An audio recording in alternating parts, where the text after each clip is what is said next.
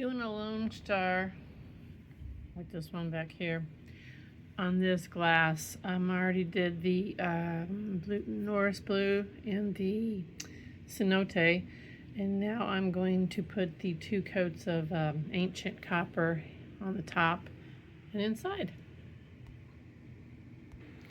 Got that first coat on, outside and inside. Now we'll let that dry and put the second coat on, and we'll be done with that. In my best load, I just unloaded earlier in the week. It's only Sunday now. I guess that was last week. I got these 2 Saturday morning egg balls. The name comes from the gentleman over at Healing Earth Ceramics. So I'm going to glaze both of these with Mako's speckled buff engobe and leave them. That's all I'm going to put on there because I can't get any speckled clay that I like. I can't get Kentucky Mudworks here. I have to go all the way to Cincinnati, and I'm not doing that anytime soon. So I'm going to be using the speckled buff engobe on here, and that is what I'm going to fire these Saturday morning egg bowls, and I can't wait to see how they turn out. I might actually put a pop of color, maybe a pop of red, we'll see, on the handles here. Hey, this past week I watched Clayshare, and they had their Clay Con, and I saw that Clay King had a sale going on during Clayshare's event, and I bought a wheel. So here we have the Clay Boss, and my wonderful husband Tim is getting ready to put it together for me. So stay tuned for the exciting watching me throw something on my new Speedball Clay Boss wheel.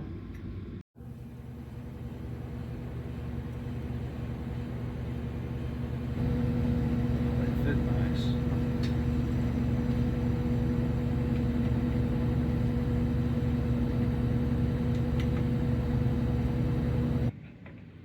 See, I bought the tool for it. Definitely, I would make them as high. Well, again, you know, it's for the uneven. But for the start, I would definitely have them as high as they go. And I'll go up and get the splash pan. I'm going to screw one of these out just to show you how long they are. And see, I'm going to leave them out all the way. Show it to the camera, hon. Show it to the camera. 3-inch length. Down. You didn't want your face in the video, so that's 3 inches. Okay. All right, we got the splash pan on, the bat pins in, up on the legs. We're gonna have to adjust the for the levelness, and now we're going to plug it in and see how the foot pedal, the wheel, goes. Well, things aren't going well. It was not working. Motor's not turning anything, so I called Clay King, and they said to open this up, make sure nothing shook loose in the transportation area, and also to check the belt. So that's what Tim is doing right now, and if this doesn't work, I have to call him back and start the process of the return, I suppose. This is the 2 coats of peppered plum on the outside of this bowl, and I'm getting ready to put the Coyote white liner glaze inside. I put some painter's tape around the top to make a crisper line, and I'm gonna poke that down and go ahead and glaze that right now. There we have 2 thick coats of the Coyote gloss white liner glaze. We'll let that dry.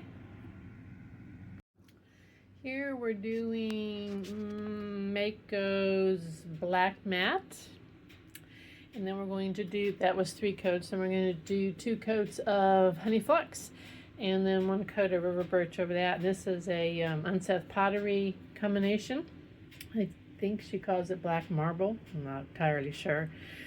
That's this one. So this one I'm going to do 3 coats of the peppered plum.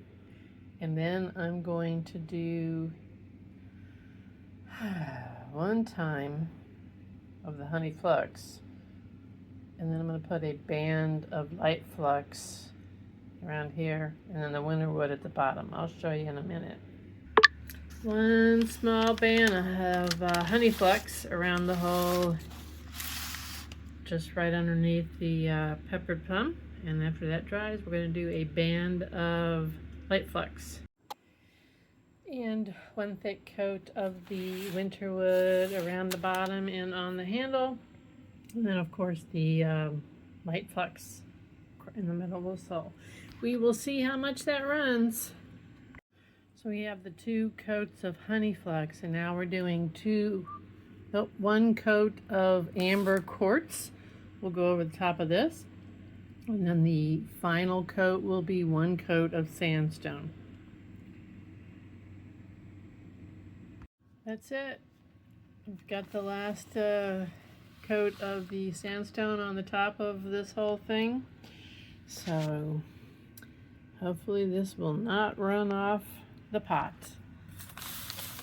We'll find out here Sunday. And the inside is honey flecks. Good morning. Here we are with the kiln opening. As you all know, could be good, could be bad. So let's see what Nadine has for us this morning. I don't see any catastrophes.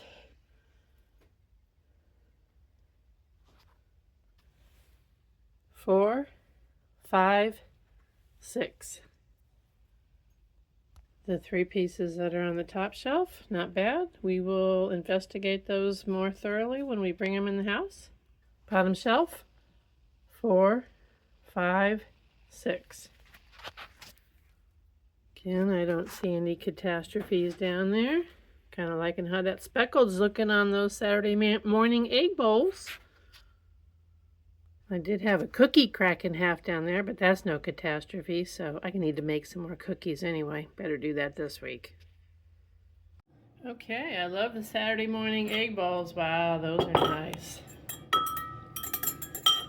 Got a couple whisks in there. Those have turned out really nice with that buff speckled ungobe on top, because I can't get the Kentucky Mudworks speckled clay up here. So those are really nice.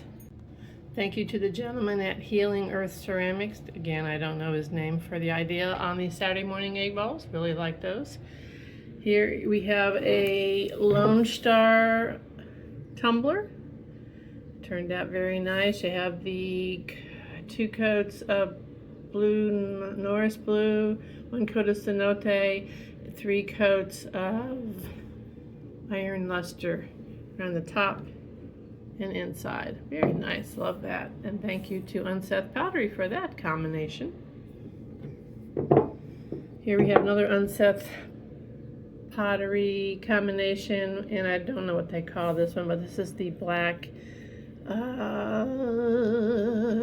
this is just the matte black. And then the honey flux. Better check that. Okay, yes, Mako matte black on the bottom, 2 times honey flux on the top, and then the honey flux on the inside too, and then 1 time river birch over the top of the honey flux, overlapped a little bit. So you got some drippies like those. This is also an Unseth Pottery combination. I like their channel and their pottery combinations. They call this one sugar plum, I believe. So this is 3 times peppered plum around the top third here, and then 1 times honey flux under that, just right around here, and then 1 time light flux over the honey flux, and then the bottom was 1 time winterwood, and I did overlap a bit on that, and I like how that turned out. Very nice. I love this peppered plum. So this is just the 2 times peppered plum on the outside. Really like it. And then we had 2 times coyote white liner glaze on the inside. And I believe this is an Unseth Pottery combination too. And again, I don't know what they call this one. So this is the bottom half is 3 times brown engobe. And then the top half is 2 times honey flux, also honey flux on the inside. I like that honey flux on the inside. And then over the honey flux, I had 1 time one time amber quartz, and over the amber quartz one time sandstone. That turned out very nice also. All right, in the interest of bloopers, I did not glaze the inside of this mug. So I'm going to refire it. What I'm going to actually end up doing is putting another coat of peppered plum and then the liner glaze inside. But dang, I can't believe I forgot that. Oh well, I'm sure it's happened to everybody.